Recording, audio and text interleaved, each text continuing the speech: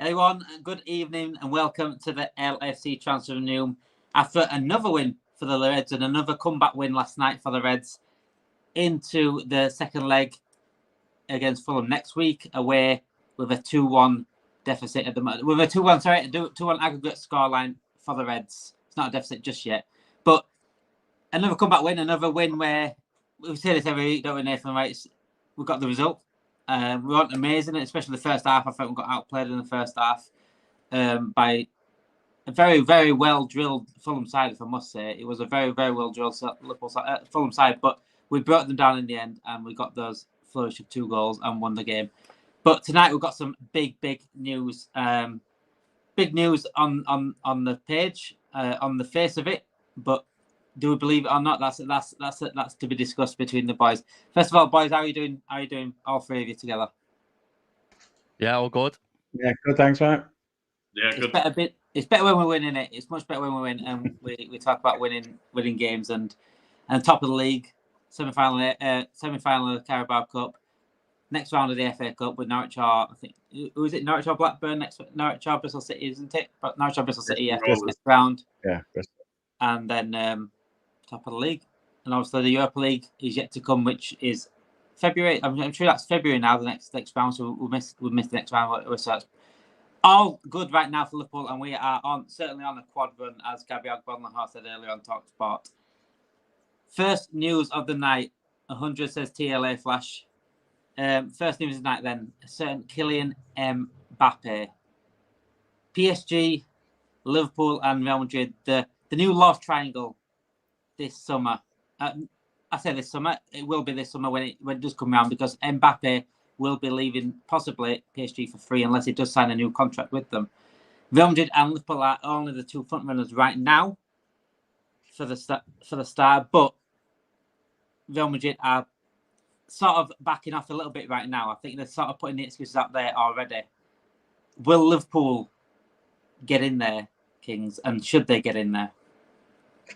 We had this conversation about 3 or 4 weeks ago, maybe. I think I still stick by it. He's not coming to Liverpool.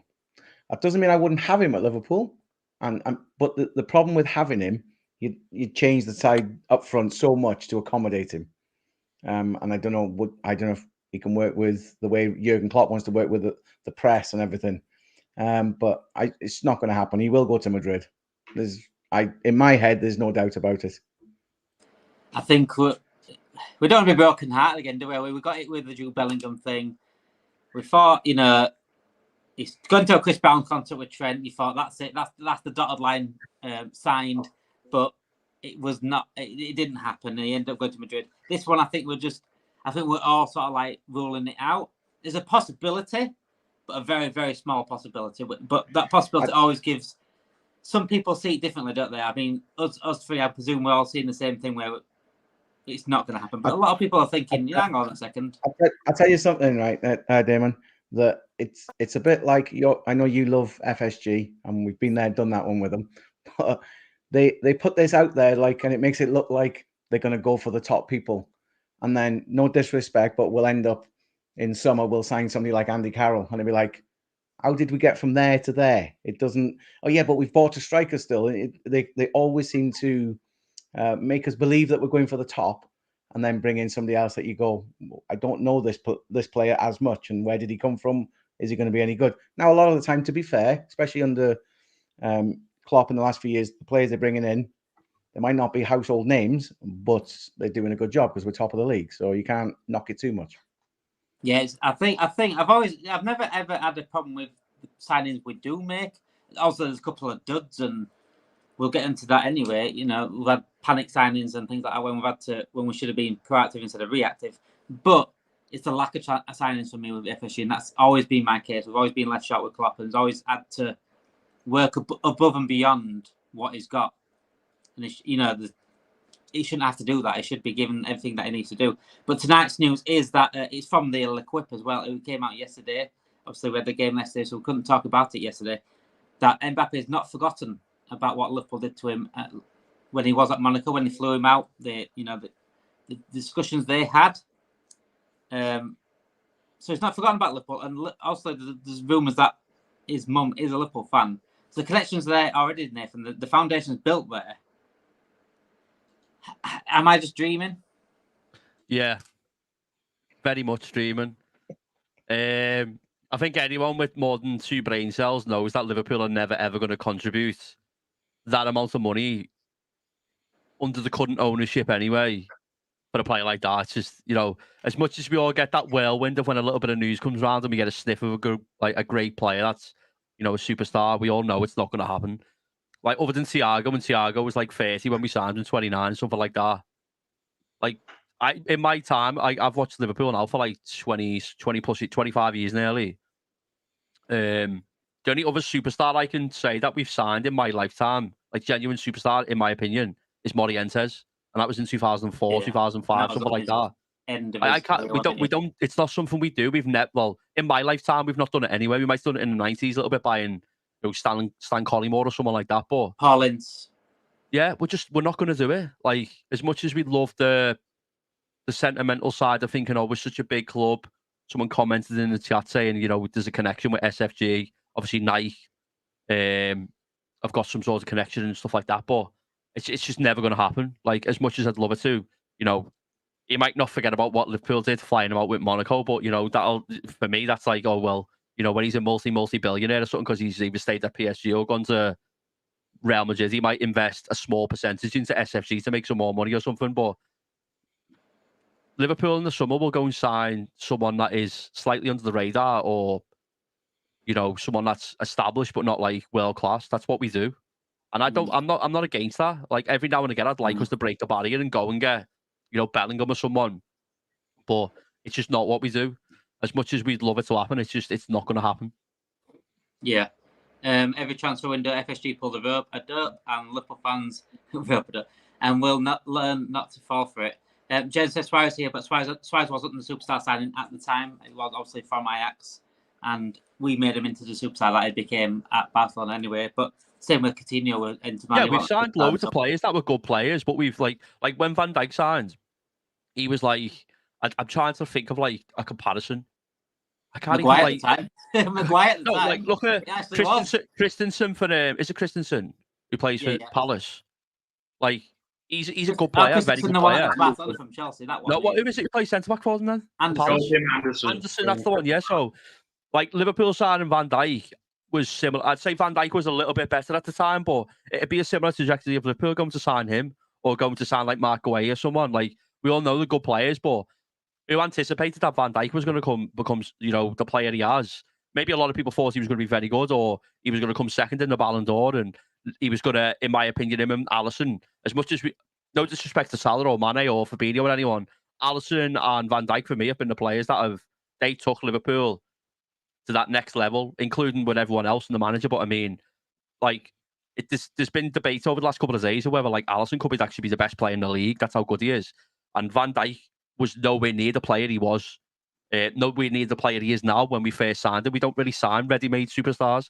We go and sign players that are showing potential that we think that we can obviously get more out of, and that's down to like the analysis and the data team behind the scenes, which works well. That's why I'm not too against us not signing Mbappe.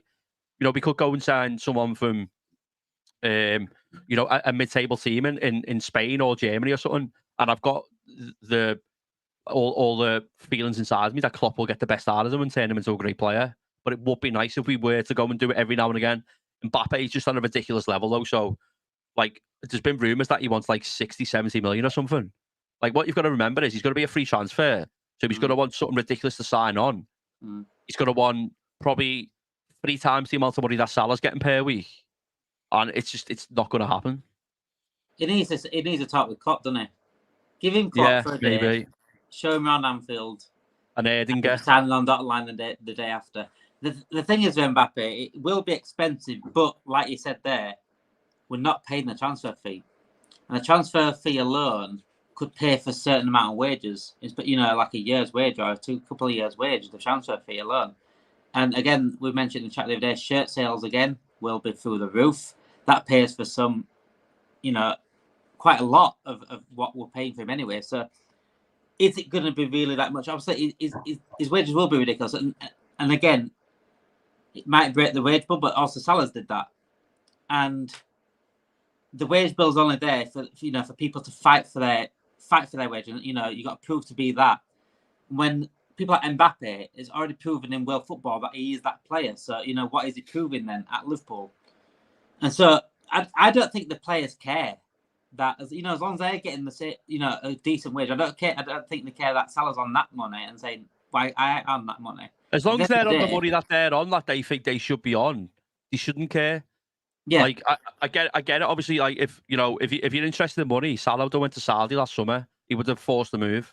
Like I genuinely believe that we've got a feel-good factor around the club, and it has been for such a long time now under Klopp, where the players are. I don't think the focus just completely on money. And one thing that we have got going good, our actual wage structure is a very well balanced thing, but we've also got a fantastic structure in place of performance-based bonuses to the point where go back to 2 years ago or something, or 3 years ago, Liverpool were almost the highest, at the highest output in terms of how much wages we were paying, surely because the players were rewarded for doing fantastic, which is the right thing to do. And then if you don't get Champions League football, which we didn't last season, players will have lost money, and that's how it should be. It shouldn't be like players demand the money just for the sake of it, like the way Man United have done, do you know what I mean? Or the way Chelsea are probably doing now. I like that we've got it set up. And if you ask like someone like Van Dijk or Haaland, are you bothered that Salah's on that amount of money? They'd be like, no, because he's staying. And it gives us more chance of winning trophies. I think they care more about winning than what the wage comes in anyway. Van Dijk's come out and said, look, we need players in. He said that. He's not, he's literally near enough said that directly. We need quite a few said it last summer. Loads of them said it last summer. And they want the best players. They want to win trophies. At the end of the day, they know they're getting well rewarded financially. They want themselves to win trophies, not just the club. They want to be the best, you know what I mean? And having the best players around you brings out the best in yourself, do you know what I mean? The thing is, Willem, I've spoken about FSGs and their PR spin and their timing and things. I've spoken about it many times. Is it a bit funny that this Mbappe news is coming out now and it's literally filtering out the whole of January right now so far, and we're not signing anyone? I mean, I'm kind of in between with it, to be fair, because to a part, I do kind of think it does help FSG in the kind of the part of like not having to really talk about the fact that we're not going to sign anyone this January, probably, despite maybe needing a defensive reinforcement due to the injuries we're getting at the back. But then, like, for the rest, I kind of think it also has to do with the fact right now that it's more also PSG really not wanting Mbappe to go to Madrid. I don't think they genuinely care if Mbappe goes to Liverpool. They genuinely have a hatred for Madrid as well. And seeing as most of the sources are coming out of France, coming from L'Equipe and all that, I do kind of think it has more to do with that than necessarily kind of Liverpool themselves or FSG kind of putting out this PR spin. But again, just having the fan base talking about it instead of kind of maybe addressing the one issue that we do need to address this winter, which I would say one defensive reinforcement. And like, I'm not talking necessarily a guaranteed starter, but someone that we can at least work with as a squad player and can kind of fill the gaps where we are kind of becoming a bit short-handed now. But yeah, this Mbappe news obviously comes brilliant to them to basically not have to address that and everyone focus on that. What I see on Twitter, right, all the time is we're going to talk about the fan base a little bit later on. So I want to touch on the fan base and how it seems to be point scoring. Like, you didn't say this, where's these FSG outers? Why are you talking about transfers now? They're coming out now, but where was this energy last season when we needed those transfers? And these FSG outers are saying, why we're not getting these transfers? Why we're not addressing these situations? This energy needs to be there last season when you're against these people, because being top of the league, it's okay having that energy and saying, why FSG out? Why FSG out? But why didn't you have that energy when we was 8th in the league, 9th in the league? Because it doesn't suit agendas. I don't do agendas, and I don't do point scoring. The reason why I've been FSG out for 2-3 years now. I gave him chance after chance after chance, but there's only so many times you get punched in the face before you start turning around and hitting back. You know what I'm saying? You can't take punches and accept it all the time. Klopp, and they say, well, we spent a lot in the summer. That's what Pet Linda said in the video. We spent a lot in the summer. We had to spend in the summer. We lost 6 players. We got to the point where we didn't buy a midfielder for 5 years. 5 years, not a midfielder. And we left it into one summer where we had to do a full midfield rebuild. One midfield rebuild we didn't even finish, by the way, because we still need a 6th. I'm still going to throw that out there all season. I mean, it's what I asked you last night, wasn't it? Where I'm like, okay, but now Linda is coming out saying we've spent a lot and we're not going to spend anything. But then apparently we had £111 million to spend on Caicedo, where it just doesn't make sense because Gravenberch and Endo combined was about £55 million. So we still technically would have 56 million of that amount left if that amount were to have been there, which is kind of becoming the question now over time. And this is why I said, Will, and this is what I've been saying, that was fake. That was so fake, that bid. It was a real bid, but they knew that Chelsea had already agreed with Caicedo, and they knew they didn't have to sanction that money. And people believe in that the lies they keep going. Then if it says, I agree, they need to do something in January, no, business is not good enough. It isn't good enough, if I'm honest. FSG are the kings of smart screens to avoid spending money in the transfer window. And I'm pulling up these chats now. These people in the chat right now. But anyone that disagrees with me, I'll pull up as well, because I'll pull up them on Twitter. I'll pull up anything, anywhere they want to be, and I'll have this conversation with them. But they don't seem to be having this conversation with me. They seem to either throw bingo, FSG bingo words out or abuse. And that's all they seem to get. They're not actually listening. You need to actually listen to what these people are saying. It's so frustrating that we're in the perfect position right now to go win this league. We're top of the league. We can go win all four, you know. We can go win all four. And again, last night, if you watch it last night and watch Paulina, for example, I've seen people say, no, Paulina's not the guy. The guy got 7 tackles in one half. You know how hard that is at that level? 7 tackles in one half. I'm not saying he's going to be the difference between the title and not, but I'll tell you one thing, it gives us a hell of a lot of better chance of winning that title than not getting him in. Because McAllister's still not a 6. If people can't still see McAllister not being a lone 6, then I suggest you go, honestly, I've said it loads of times, go buy football. Please go buy football and go kick on. I done a watch along last night, and one of my friends was in the chat and he commented on McAllister, saying that he wants him to be more expansive on the ball. And my argument was, well, I understand why he's not. He's playing a 6 role. So, like, his argument was, I know, yeah, but he should still do it. He should still do this, should still do that. And I was like, well, yeah, I understand that, but he's also got a different left back playing next to him, a different right back than what he's normally used to. It feels a little bit different. And I understand that's all down to injuries and players missing due to AFCON and stuff like that. But, like, the actual argument, like, the key thing that you need to take out of it is whether McAllister has got Trent playing next to him in an inverted role and he's got Robertson at left back and Van Dijk and Canate behind him, so people that he knows, he still can't be as expansive or, as ballsy on the ball because he's not expected to do so in that role. Like, every now and again, when, like, Endo's played there, I think he's done quite well. Like, he's proved a lot of people wrong.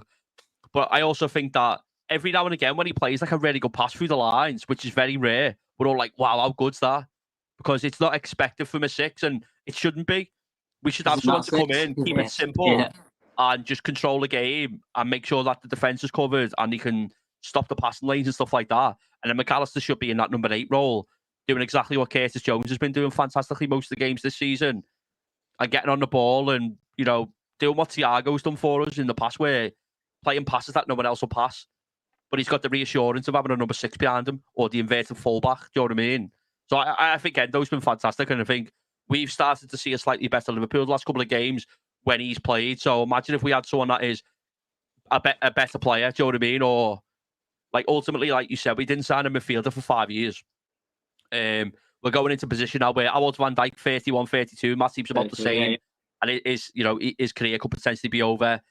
We're very lucky in the fact that Quance has come through and done quite well. But ironically, we were all screaming for the left-sided centre-back who could play left-back and centre-back, like the Hincapie, like with Rumours. And the ironic thing is that's happened. We've literally had both of our left-backs get injured. So someone that, if they would have brought someone in the summer, Joe Gomez could have played like right-back last night. We could have had the left centre-back or the left-back in the role of like Slotterbeck or Hincapie to play left-back. And we're not in a bad position yet, but there's some tough games coming up. We've got Arsenal in like 3 weeks or something, haven't we? And if we're missing quite a few key players, it's going to be interesting to see how it goes. I just thought I'd get that out there quick. I mean, Melo said, but anyway, Liverpool using a lot of money last summer, and with their fee contracts coming up, I don't see Liverpool using money such as that. But we also saved a massive load on contracts in the summer, losing players. Henderson, Fabinho, Firmino, Milner, Oxford-Chamberlain, Milner. They're on big wages, so we've saved a lot through that. So we didn't really spend that much in the summer, as Linda's puts it, we've literally spent 100 million on transfer fees. That's without the wages taken off. So we didn't spend massive amounts. I mean, Arsenal spent 100 million pound on Declan Rice alone. So we didn't spend lots in the summer. Going back to the Mbappe news, and there's another big news coming out of ASDR in Spain. Also, William lives in Spain, so he might know a little bit more about this himself. That Haaland is the alternative for Mbappe for Real Madrid, which could, again, set up a move for Liverpool with Mbappe. I don't want to keep talking about Mbappe's Liverpool, because also we all don't believe it's going to happen, but dots are starting to connect to William. Is, Madrid going for Haaland, that weakens City as well. Don't forget, if we were to get Mbappe, for example, and City were losing Haaland, that gives us a massive advantage in the title. I mean, it does, but I again wouldn't look into it too much right now, because just genuinely, like, at first, I don't think City are going to let go of Haaland, especially still not really getting an indication when this whole charges thing is going to happen. I don't feel they're just as much in a panic yet as some people expect them to be. And again, I think it just has to do with the mind games as well. I think Madrid really want to force him into a quick decision this time, seeing as the last time as well, obviously, he told them, yes, I'm coming. And then 2 days later, PSG made the mega offer and he ended up staying. So, and they've obviously put up their deadline. That deadline is going to be in a couple of days now. It's like the 15th of January, I think. They've kind of given up on it. So I think it's just media pressure right now, kind of going, oh, well, we're Real Madrid, we're bigger than you. We can get other players in as well. We'll just go for another star. And then there's one Spanish journalist apparently saying there's a clause in Haaland's contract where if it's a club outside of the Premier League, it should be like closer to £100 million, £120 million that a club from Europe would have to pay. And if it's another Premier League, there's like a £200 million release clause or something like that. Again, it's somebody in Spain who's reporting it, when Haaland's residing in England, and right now I would say the sources closer to him are probably coming from there and not from Spain. So I think it's just, again, another round of mind games going around. I mean, like you said, with mind games, because the Champions League is going to come around at some point again in February, and Madrid will always want to. This is how Spanish papers work. It's been like this for years, where they'll link players to Madrid, link players to Barcelona, that were the biggest English clubs. I think just to let them know, we're the biggest club. We're the club that all your players want to go to in the end. And I think it does come down to a lot of mind games. ESDR are relatively, what's the word I'm trying to think of? Reliable, but they're not overly reliable. I think L'Equip's a bit more reliable in terms of the French side. We'll talk about, I mentioned Erling connection to reference to FSG. Liverpool can win the treble. They can win all four, if I'm honest. Honestly, they can win all four. And I've always said they should be in a title race, and they will be in a title race. But just that little bit of extra player could be the difference between winning the trophies and not winning the trophies. And we don't have Klopp forever. We do not have Klopp forever. And Klopp can't leave our club with just one title, one Champions League. That is the biggest injustice I can imagine. And people say trust Klopp. It's not Klopp we don't trust. It really isn't Klopp we don't trust. Haaland to Madrid Kings. Can you see it happening? It'd be a scary front three, if I'm honest. Mbappe, Haaland, Vinicius. Yeah, I think if he was to go there, obviously they're gonna have to pay a lot of money to City to prize him away. It's not. It's a bit like the PSG, So because of the owners they've got, it's not like you can just go in there. Oh, we'll give you 60 million because you paid 45 for him, etc. And you make a bit of a profit. They've got the money to burn anyway, so it's gonna have to be a hell of an offer, and him going out there and saying, yeah, I really want to go, actually. I can't see it happening for at least a couple of years, personally. I think he'll do some time in the Premier League and become, he already is a top goal scorer. You can't argue that. But I think he'll set some records maybe and then be like, right, I'm at the top of my game now. I want to move on and prove myself again somewhere else. And then he's on a worldwide stage at Madrid, like Bellingham now. I mean, he's flourishing there, to be fair to him. But it always seems with FSG, they just give you enough to have the hope that you're going to get a player, and you don't always get them, like I said earlier, where Madrid in the end will come out and just go, yeah, we do want the player. There might be a bit of to-in and fro-in about it because everybody wants the best deal. But ultimately, they'll end up at Barcelona or Real Madrid at the moment. That's the way it seems. Well, no, okay, I'll rephrase that. They end up at Madrid at the moment because Barcelona trying, but they haven't got enough money to pay the players when they get there, for what they need. But yeah, I can see him going there, but it'll be a couple of years, I think. I think if anyone pushes this, it would be Haaland rather than I think he'd push it more than Real Madrid if I'm honest, just because you go over, you're talking Ballon d'Ors with Real Madrid. He still might get those sort of talks being at Man City, but he's going to get him more at Real Madrid. He's going to get him more at Barcelona, and he's talking about legacy. Haaland could possibly be, in terms of numbers, could be the best goal scorer that we've seen in Europe. Also, the Pele's numbers in Brazil and things like that, and in USA and international levels are ridiculous. But in terms of Europe, obviously you got your R9s. Your Raúl had a brilliant goal scoring record. Shearer in the Premier League. Still, Haaland could smash those. In terms of Europe, he could absolutely smash those. And he's only going to get a better club than Man City. He's not going to go lesser than the club than Man City. He's either going to go Barcelona or Real Madrid at some point, and it probably likely is going to be Real Madrid. It looks like, I think it seems like an inevitable situation where Real Madrid get Haaland, because where else can he go? Maybe Bayern Munich possibly when Kane leaves. That's the only other thing, because Man City, we don't know what's going to happen to Man City in the future. We don't know if the Chargers are going to make them not a club anymore. We don't really know, and with that in doubt for Man City, Haaland must have it in the back of his mind a little bit of like, where do I go next? He must do. I will say there, Damon, in the chat, you can see there's, obviously, what if Man City get big penalties and, for their finances and stuff like that. And I suppose that would be the only other way at the moment. If that was to come in soon, that might change things at City. Will the Premier League and everybody else pull their finger out and sort Man City out with their fines? Probably not. Not anytime soon, it doesn't seem, because there's so many. Yeah. So at the moment, that's not going to come into play. But if it did, yes, that could change the landscape then for City, couldn't it? It's definitely a change the landscape, the whole of football, if I'm honest, if that happens to City, because City obviously the favourites of the Champions League, favourites of the Premier League every year now. They've got the likes of Haaland, they've got the likes of Rodri. I know De Bruyne is getting on a little bit. They've still got still got De Bruyne, and still got some absolute talented players that will be up for grabs. If that did happen to City, those players would be up for grabs. He likes of Rodri, he likes of Bernardo Silva. So who's going to go out there and buy him? Like Nathan said, Barcelona can't go out there and buy anyone at the moment.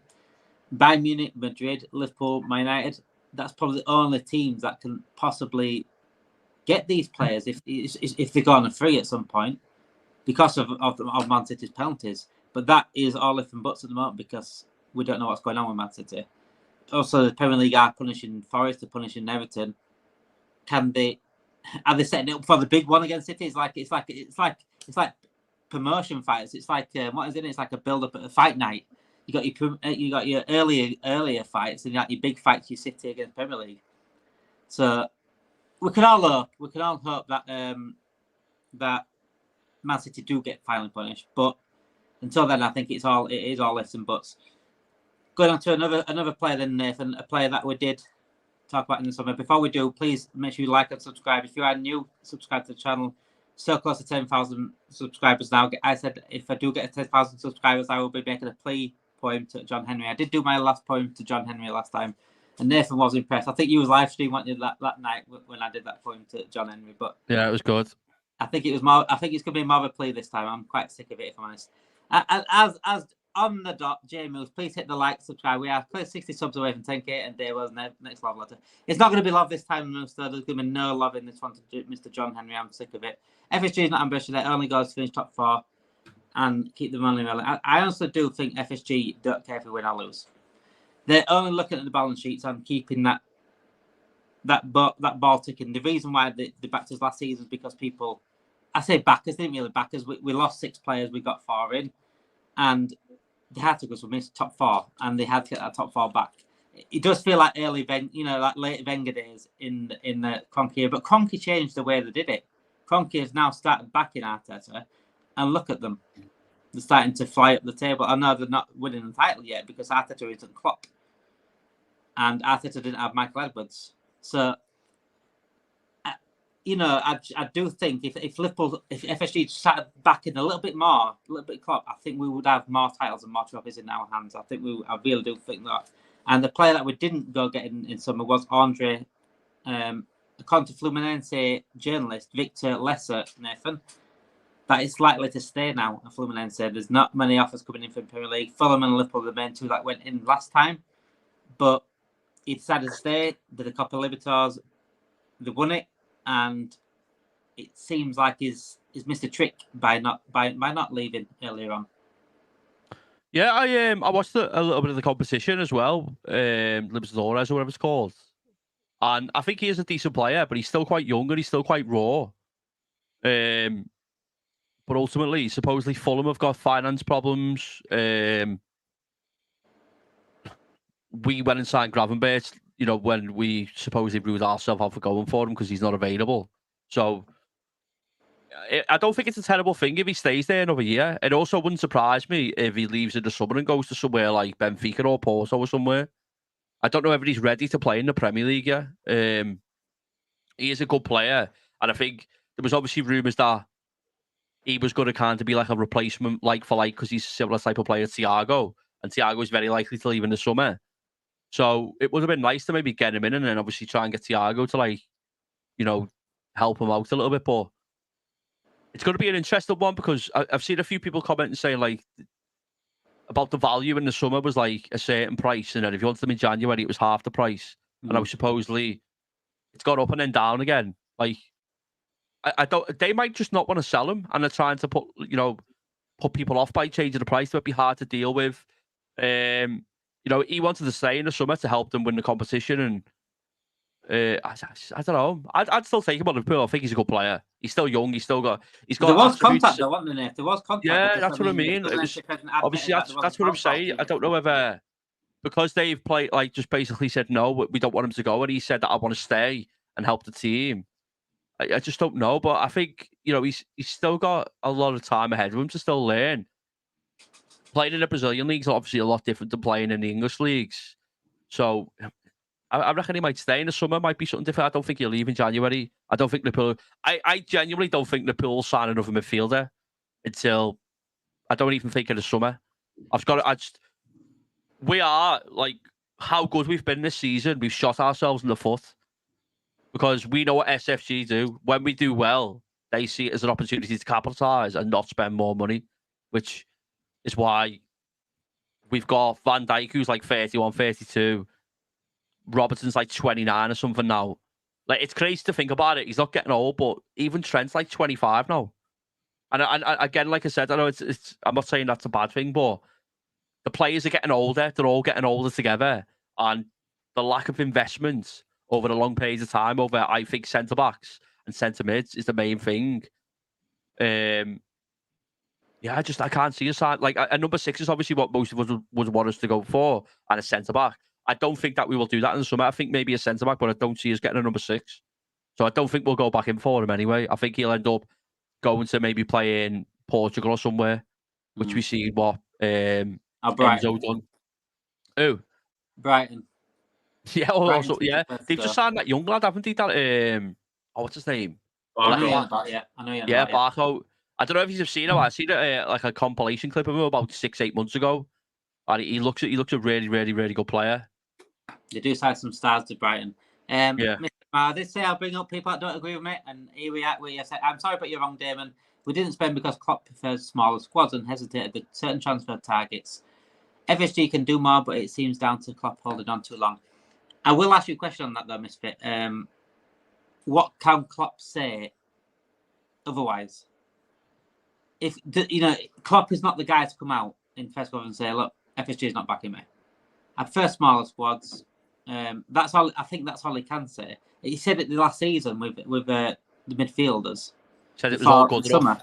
He said enough, and I still go back to that. And cringe that it was Anfield Rap on it. Neil Atkinson on Anfield Rap, and Neil Atkinson didn't even question him. He just laughed along like, "What on earth?" I'm sorry. Klopp is going to say it because that's his job. He's not going to throw his players under the bus. He's not going to throw his He's going to throw his bosses under the bus. He just doesn't do that. But for Neil Atkinson to sit there and laugh when he's in a position where he can really question, he must have thought that our midfield were good enough as well. But I knew it wasn't good enough. I just knew it wasn't good enough. Anyone that knows football and has played football and watched football knew that midfield was on its ass. And that's what happened in the last season. I think it was a wake-up call as well, though. I didn't think we were going to be as bad as what we were last year, but I also think a few injuries didn't help. But It was a massive wake-up call. Yeah, we all see towards the end of the previous season that the likes of Henderson and Milner and players like even Fabinho didn't look right for 2 or 3 months before the end of that season, where the season when we were going for the quad. And that carried on into last season. And to be fair to him, probably 4 or 5 months of last season, just before Fabinho left, he looked good again. But that was probably because he had Trent next to him in an inverted role, helping him and protecting him a little bit. But anyone could have seen that we needed players then. But like I said, because we'd just at the highs of nearly doing it like the unthinkable, like SFG, prize, and like it's the same with most owners. It's like now with like Newcastle and Man City. If you go and ask their fans about like their owners now, they say they loved them. Like, but that's what like Liverpool are not getting sports washed. But it's so easy to manipulate football fans when the clubs are doing well. Do you know what I mean? Like even now we're doing well. What are we hearing? Oh, Mbappe might be interested in Liverpool. What happened last year when we started doing all right a little bit again? Or going into January, Bellingham's made his choice. There's rumours that he does want Liverpool, and then all of a sudden, no, he doesn't want him. Not enough money. Why was it enough money 2 weeks ago though? Why did we have enough money then? Like it happens all the time. A player we've been looking at for 3 years. All go back to the Casado last season. Why would we wait till August to go in for him or whatever it was and spend 110 million on him if we wanted him? You don't spend 110 million on a fair choice player or something after you've tried to go and get. We tried Andre early on the summer. We inquired about too many again, supposedly. And then we also tried to get Gravenberch as well. Like, yeah, I don't know. It's all smokes and whatever the other word is for it.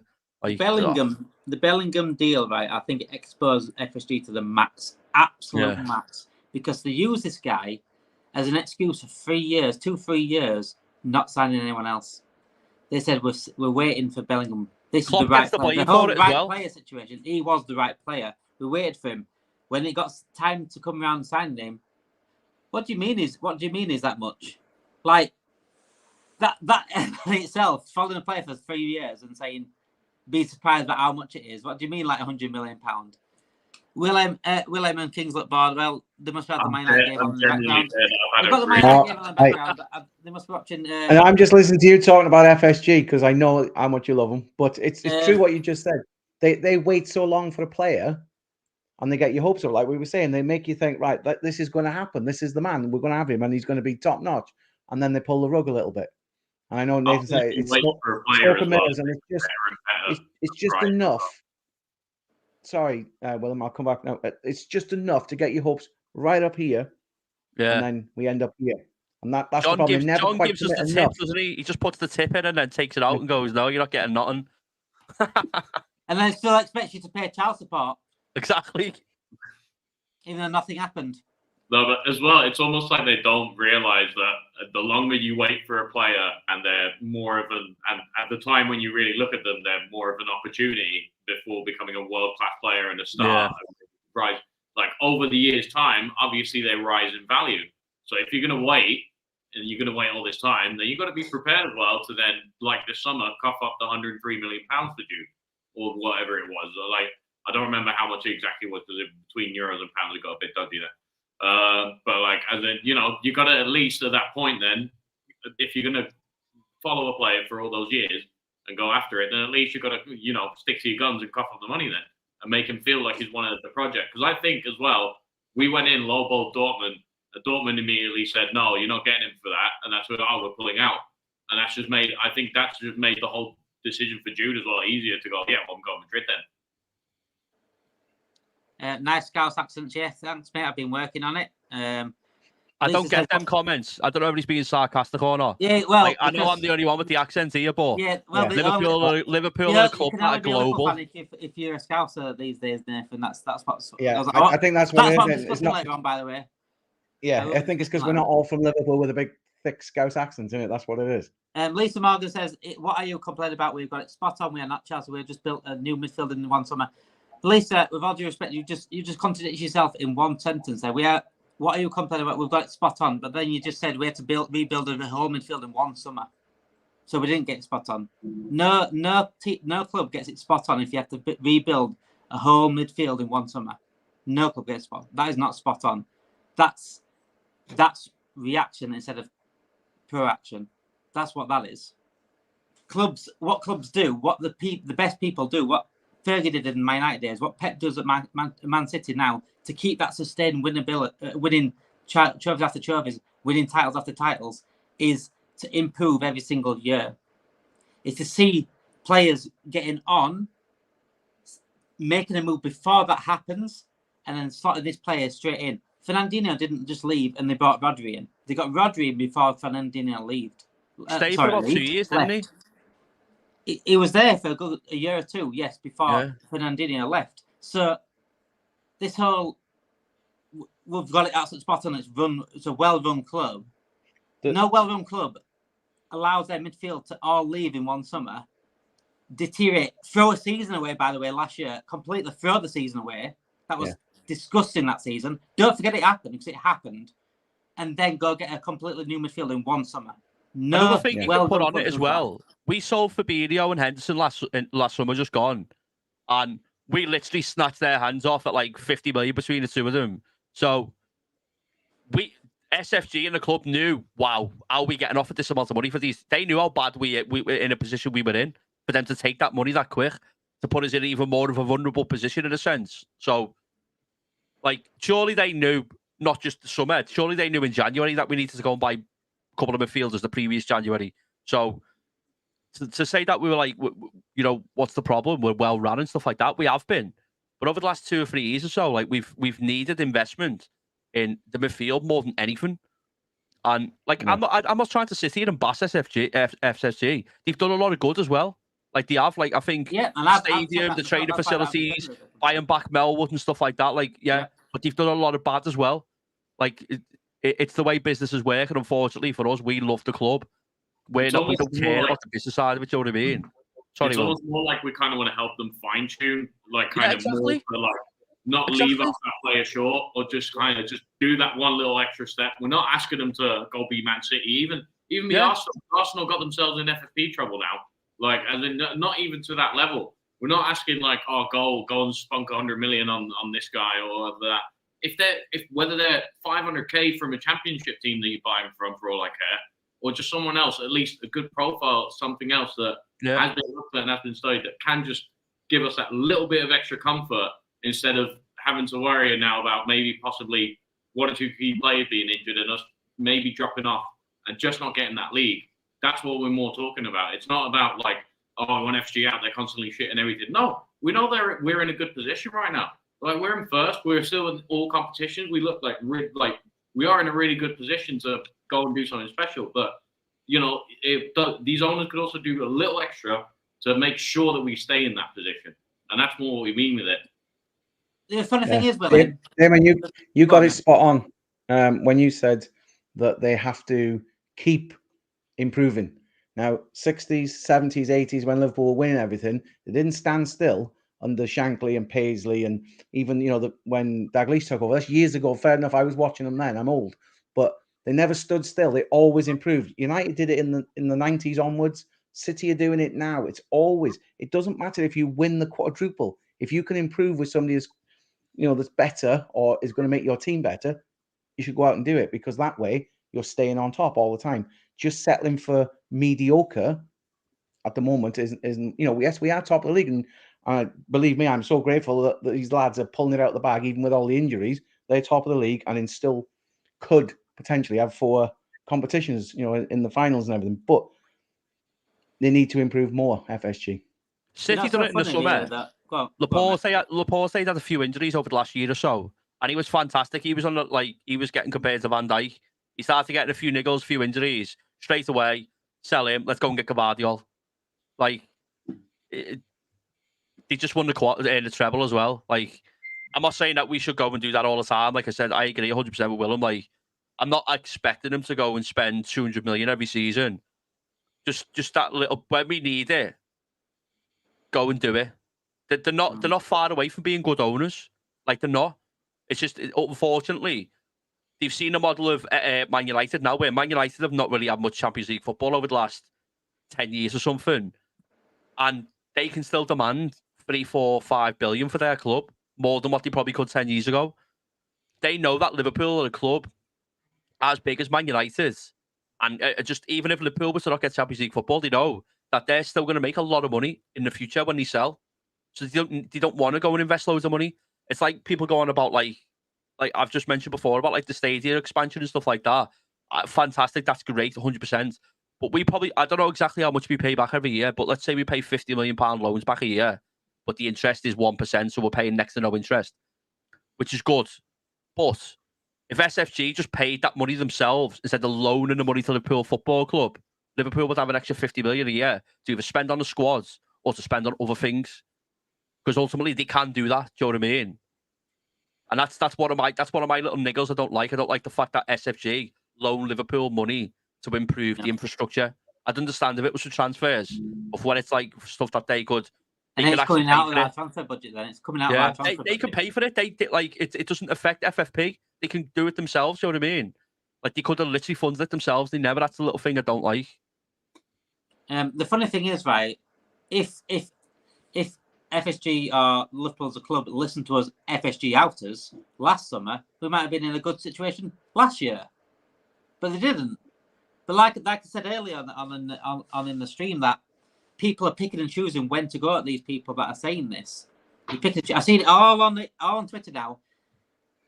They're saying, "Oh, FSG is outers again. It's transfer window, transfer season. They're all back out again." I've been saying the same for 2 years straight. Whether we're top at league, whether we're 8th in league, I'm staying consistent with this because I know for a fact it's what I'm saying is not lies. And when you're saying that now we're top of the league, it's so easy to throw it out and say, "Oh, we're top at league. What are you crying about? What are you crying about?" Where was you last season when we were 8th, 9th, and we were struggling to even get results? Where was that energy? Because this is all we cried for is this midfield rebuild. If we got a midfield rebuild over the 3 or 4 years instead of all in one summer, City might not want a treble. By the way, they might not want treble. We might have had another Premier League title to our names last season. That's as simple as I can make it for you. It really is. If this was done ages ago instead of all in one summer, we could have 2021 titles. We could be above Man United now in titles. That's it. It's as simple as that. There's no. I'm not saying FSG are the worst people in the world. They're not certainly not Hicks and Gillette. That's completely irrelevant, and that's like comparing, a turd sandwich to a raw fish sandwich. You know what I'm saying? I won't eat either, but the raw fish sandwich would probably be better than a turd sandwich. You know what I'm saying? That's very debatable. The problem is the fact that they're happy to do nothing. They're happy to sit there and stay still. We did it when we won the league, when we won the Champions League, and we bought Van der Berg and Elliott. Luckily, we had the team there to go win the Champions League. But then, since then, we dropped with a throwaway season. Then we had the quad run, down to hard work. That quad run, by the way, that was sheer hard work. That quad run, and then we've had 2 throwaway seasons the last 3 years. That's down to FSG. That's not down to Klopp. That's down to FSG for standing still and sitting there on their ass, looking at NBA, looking at golf, looking at Pittsburgh Penguins, looking elsewhere. Because I tell you one thing, when they wake up in the morning, they're not thinking, "Oh, thank you, Liverpool fans, for defending us." They're looking at their wallets that they're dropping the pool and leaving them at the bottom of the pool with the other 16,000 wallets that they've dropped because they don't give a shit. They've got money coming out of their ears and they are cigar in mouth and watching their portfolios just grow. And based off Liverpool Football Club, they're using our club to make them richer and richer. And they don't care about success as long as the money's taking over, and that's what it's doing right now for Liverpool. Before last 10, 15 minutes though, I'm going to go on to Liverpool fans. I'm also going to the Darwin Nunez dilemma, which in the chat last night, Willem saw it last night on our chat, that someone compared Darwin Nunez to Didier Drogba. Yes, Didier Drogba. I'll let you take time to let that sink in for a little bit, but Darwin Nunez is, I said it last week on a podcast with Cecil from AFTV and Neji and Leon, the Man United fans. I said to him, "Look, Darwin Nunez," and they laughed at Darwin Nunez when I said he's a class player. I said he's a brilliant player, but it's his finishing that does let him down. And we bought him in to finish. We bought him in to be those to be that striker. We did buy him in to be that striker. But what do we do with him then, Nathan? He's not big. He's not becoming the number 9 we're doing the that we right thought thing he was. already. I think we're doing the right thing already. I don't know if you've seen the compilation on Twitter today where he's showed basically all his missed chances this season, and like other than 3 or 4 of them, which you think he should definitely score that, a lot of them he does quite well, and then there's a few where he could maybe do a little bit better. I agree. Like he's obviously been brought in to score goals, but I think we're seeing a completely different player than what we all anticipated we were getting. His creativity, like it sounds silly. Like yesterday, the assist for Gakpo's goal wasn't amazing. It was just a simple one, but like he just knew where to put the ball because ultimately he's got that instinct of being in them positions himself. And the ball, he didn't even look up. He just played it into the box. Gakpo finished it. Good finish, good goal. Very simple, straightforward. Wins the game. I agree. He needs to score more goals. I was having a conversation about 3 hours ago with one of my mates, and we were saying like, there's only so many times you keep saying it's a good save. That, do you know what I mean? Which I think that is something that we say a lot. That's a good save. But at the same time, if he's doing the right things and keepers are making good saves, there's nothing you can do about it. But then chances that he is missing, that he should be scoring, if he scores them, oh, that's a good save, becomes less conversation. Do you know what I mean? Like, it becomes less debating whether Nunez should be doing better or whether it's just a good save. It just becomes, yeah, that's a good save, that. Whereas when Nunez is missing chances where the keeper is making a good save, you're like, you know, is it actually a good save or is he just not doing enough? Do you know what I mean? I love him. I think he's boss. He's like, you know, people call him Captain Chaos. I love him. For me, he epitomises what Liverpool Football Club's about. Like, I think he's great and I think he will become good. But I also understand the people that maybe don't like him as much and have the outlook of, you know, let's say towards the end of the season, he's missing chances like the 3 or 4 I said in that compilation where like he should be scoring it. Like 1,000,000% should be scoring it. Like if we get towards the end of the season, he's missing them. It'll cost us a title, you know, an FA Cup, a Europa League, maybe in the final. Let's say we get Chelsea or whoever it is. If we get them, it can cost us trophies. But I do think that there is definitely something there. It's not to the point where like I think, oh, we need more time. I think he's good enough to play for us right now. I just think that there's obviously it's strange watching him play now versus when he was playing in Portugal because it was almost like his instincts of like scoring goals is completely changed. Like it's like I look at him sometimes now and think, how are you a footballer? Like the way he controls the ball and runs sometimes because it's so mad. But then like other times you'll get the ball and beat like 3 men and play a ball in and we'll score. It's so mad. It's like you get one Darwin Nunez or the other. Like one where you think, how are you a footballer? The other one is like, there we go. That's the player that we bought. You know what I mean? You just don't know which one you're going to get. He's the most frustrating player I've ever watched in a Liverpool shirt. And yeah. We know what he's capable of, but then when he's having 89 shots against Newcastle and not scoring one and not even really properly testing the keeper, that's not good enough. But then I think it's reactionaryism as well with this fan base because I've seen it where Nunez misses a chance. Oh, he's absolutely terrible. Get rid of him. Blah blah blah. But then again, last night I saw it. Last night Nunez does something good. And it's like, yeah, shut up, Nunez haters. You're all wrong. You're talking like your backside. Don't criticize this guy. Like, what happened to like criticizing players, and what happened to what has everyone just turned soft or something? Because players know they get criticised. Players are happy to be criticised. Players can be criticised. It doesn't mean that we want them out. It doesn't mean that we want them dropped. It doesn't mean that we want them on the bench. But if you're missing 89 chances in one match, that's not good enough for that match. It's not. And you need to say, look, you need to improve. For me, Nunez has been an absolute star playing on the left, Kings. Is that his position now, left wing? Because he's out of the firing line, being the main striker to be the bagsman, but he's still creating that havoc on the left. I'm just looking at the chat there, and obviously there's some stats being put on it. He only come on the 55th minute. Now I was at Anfield last night and I watched the first half, poor. You're sitting there at halftime thinking, do you know what? What's going on here? We're 1-0 down to Fulham. He comes on the 55th minute. The game changes. No, it's not just him, but he was causing so much chaos up front. I've never known a player get so much loving when he's still missing goals. He's still not quite hitting the target, or whether it's the goalie's pulling off worldy saves all the time, or whether he's just not good enough in the Premier League after coming from a different league and he just can't quite cut it. I don't know, but he comes on and causes so much mayhem that opposition defenders don't know what to do with him, I don't think. And whether it, like Nathan said, it was a simple assist for Gakpo's goal. To me, it doesn't matter if it's simple or if he's played a 50-yard ball and he's run on, someone else has scored. Yes, he should be scoring more, but at the same time, don't want to harp on about it. We are top of the league. So when he plays as part of a team, when he first come, I was thinking, right, he's an out-and-out striker. That's what he's going to be. And then if you look at it now, Klopp's moulded him like he's done with Firmino and Mane and Salah. They interchange. He's not an out-and-out striker. He goes on the left. He moves around a lot more and he creates. And he's very good at it, to be fair to him. And like I say, he runs at you and you think you're not quite sure what his feet are going to do. I don't even know if he knows himself what his feet are going to do until he gets the ball and starts doing it.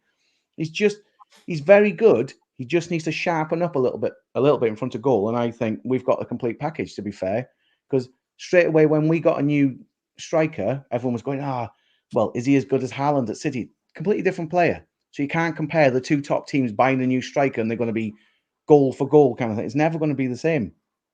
But he brings something to that side. There's a load of energy that he comes in with. And I think if he goes on the left, he does seem quite effective there instead of maybe down the middle. And that allows Klopp, as I've said, to mould him into a utility up front instead of just an out-and-out striker, I think. The reason why he was criticised because people said, we've replaced Firmino. He's like Firmino. He gets more involved in the play. And I said it to Willem the other day that Firmino was the system. You cannot compare to Firmino. Firmino was the system. He was the creator that created chances. We create for Nunez. We bought Nunez to create for him. So when he's not putting those chances in, then you can't compare him to Firmino because it's a completely different player. Yeah. Yes, he might be doing things off the ball. Yeah, I'm not comparing him like for like with Firmino. What I'm trying to say was, we've got three players up front that Klopp likes to play, and when Jota comes on, or Nunez or Salah, Salah very rarely goes off the field, but he interchanges the players and moves them around enough, and I think he's trying to make him one of them that he can just go on the left for the next 10 minutes, and then listen, when I give you the signal, move into the middle, and we'll change it round and try again. And I think if he can master that, as well as bamboozling himself with his feet going forward, then I think he'll be a cracking player overall. He's good now. Do you think Klopp still doesn't know the best of him? Still doesn't know where his best position is? Yeah, well, I suppose he sees him in training every day. So I suppose for that, yes, he does. It's just, I think he knows his best position. It's just trying to mould it that he can fit into where Klopp wants him to fit in on the field. Because on a match day, it's not simple. Like I say, I was there last night, and the love he got every single time pretty much he touched the ball. It's like, if that doesn't make you grow another 10 foot on the field, I don't know what will, because it doesn't matter if the goalie saved it, if he missed it, if he's got an assist, whatever he did, he was just getting love off the fans. And I think that's great. And if that continues, I think gradually it will come and he will start scoring more. I think we're all definitely on the train of he's still there. He's still got the potential, and we still believe in him. Yeah. But it does need to start putting it up instead of, instead of just having games like Newcastle, because we can't accept that anymore.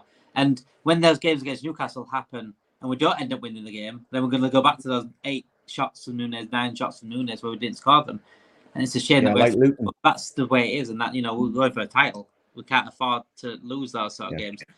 Lisa, the money is the most important thing for any owner, and will be our next owner, but it will people mourning. We are playing sound and we're best teams in Europe. But like I'm saying, we want one of the best teams in Europe last season. People were still mourning. You know what I'm saying? You can't have it for one season and have it the other. That's agendas. And if people, if people listen to people mourning, then we would have been one of the best teams in Europe last season, by the way, because we'd addressed these situations a lot earlier. If he plays more like last night and doesn't score, I couldn't give a toss. He was brilliant last night. He was fantastic last night. He was an absolute game changer when he was. And that's why we want him to play. I said it. I literally said this last week on the podcast, and I said, obviously, Man United and Arsenal fans were laughing at him saying like this and this, and I said, look, when Nunes not on the pitch, it's a big difference.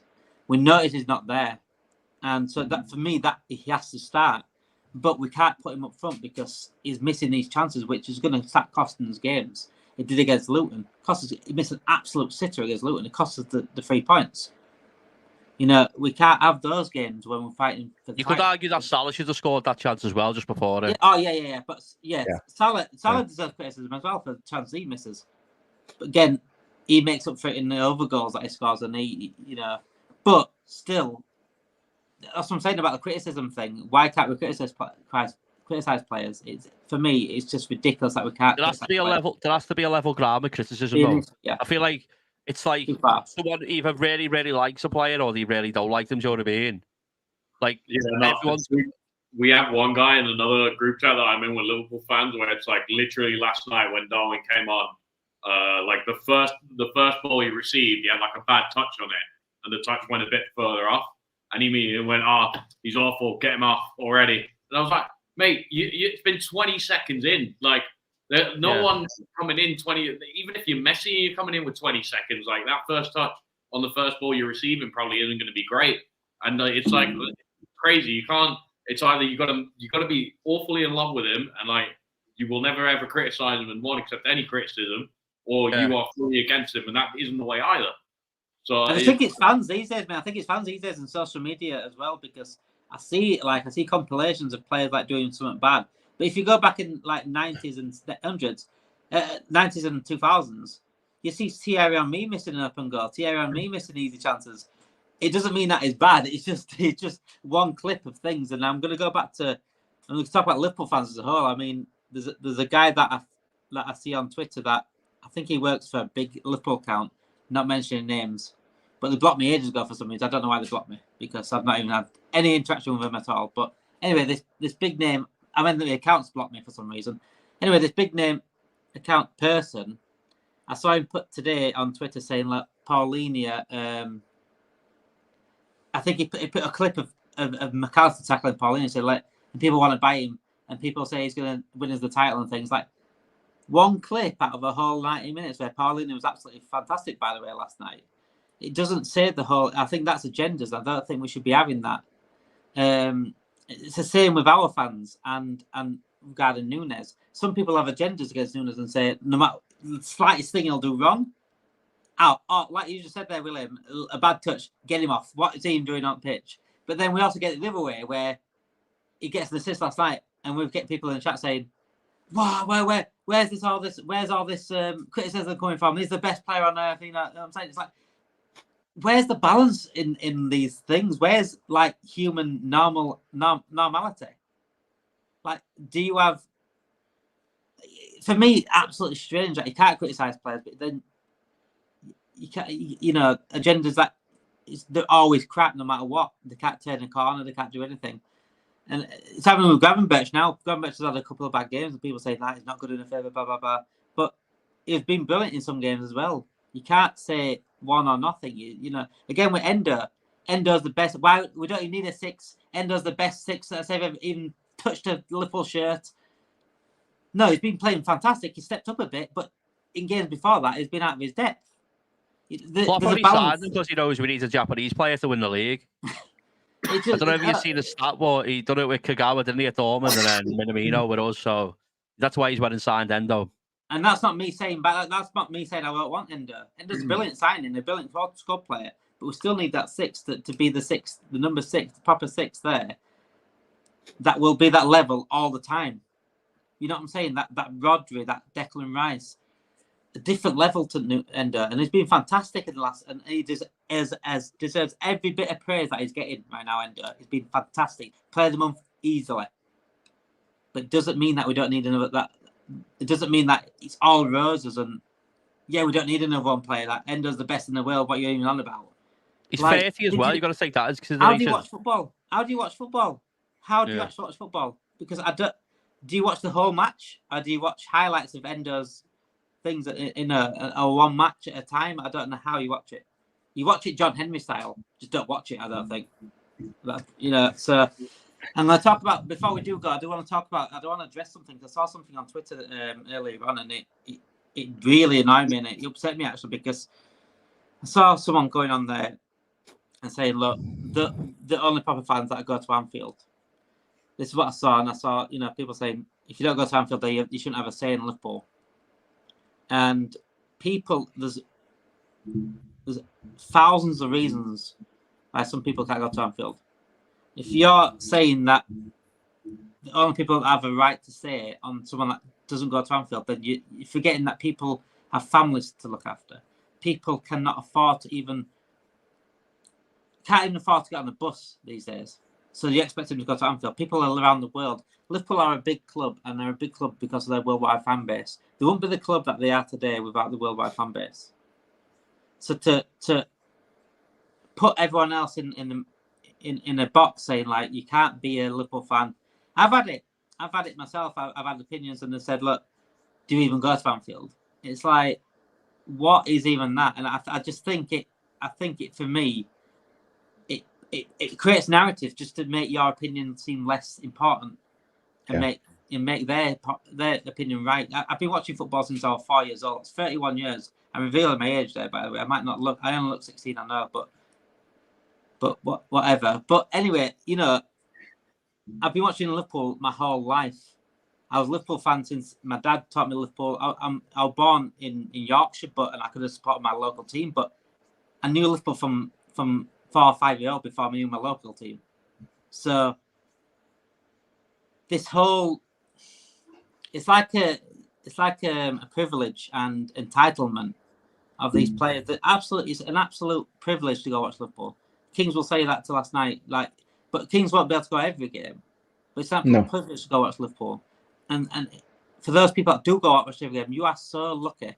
You are so lucky that you get that chance. You've got that money to do so, to get that chance, because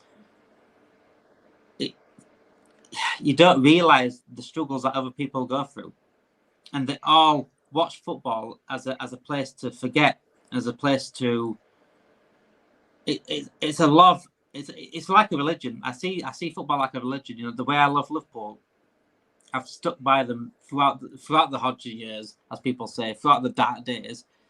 And I stuck by them through whilst having Man United fans around me, taking the, you know what I'm saying? Whilst having Arsenal fans around me, taking the. So that's much harder for me, I think, to stick by a team when you've had that around you at the same time. It's quite easy in Liverpool where you to support you've only got Everton fans laughing at you. It's not. It's like your little brother laughing at you when you're trying to push him off. Why is he trying to fight you? So please, those that do go to the game, please cherish every moment and don't be entitled. Especially from a city like Liverpool that hates hierarchy, hates entitlement, hates that sort of attitude. Just realise as a human being who you're taking the mickey out of there, and realise why Liverpool are a global fan base and why they are a big club, because it's because of the global fans and because of people around the country that support Liverpool, not just the local fans. And I absolutely adore Liverpool as a city. I've been there a few times, and Nathan will tell you right now, Scouts are absolutely some of the most welcoming people I can imagine on earth, and they have the same values as me. They hate hierarchy, as I just said, and please do not just shit on everyone else, because it's ridiculous. And I hope people do call them out for that as well, because people have certain reasons not to go to games. People, not everyone can go to game, by the way. If you've got 65,000 in a thing, you got 1 million Liverpool fans. There's only 65,000 people that can get in that stadium. So it's virtually impossible to everyone to go to a Liverpool game, for number one. Nathan, I just want your thoughts on that. And obviously, you're a Scouser, born and bred.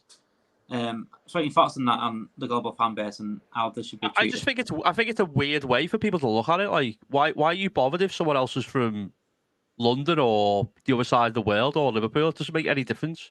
Ultimately, Liverpool are the club they are and the size they are and as successful as they are because of the fan base. Because, the way we've got to where we are, especially now with the amount of money that's in football now, the reason why companies and, brands pay the sponsorship fees is because of the size of the club. The majority of the time, you know what I mean? Like, I'm, as you said before, I'm from Liverpool, born and bred, and I don't look at you any different than what I would from someone that lives next door to me that supports the club. I can't go to the game anymore. Mine's got nothing to do with finances. Mine's to do with my mental health. I've got agoraphobia. If you don't know what it is, I can't leave my house. I used to have a membership card. I used to go to 20, 30 games a season. what I would class as being normal, be able to go out and do things. And ultimately, I can't go to the game now because of my mental health, and that's absolutely fine. I'll support them from at home if that's the way it has to be. It has to be. You know, there's a lot more important things in life than worrying about where someone's from, like just because they want to, you know, support a certain team. At the end of the day, like you said, you grew up at an era where like there was players that you idolised because they were fantastic. And me growing up, as much as some of the fans don't like him, Scouse abroad and bread.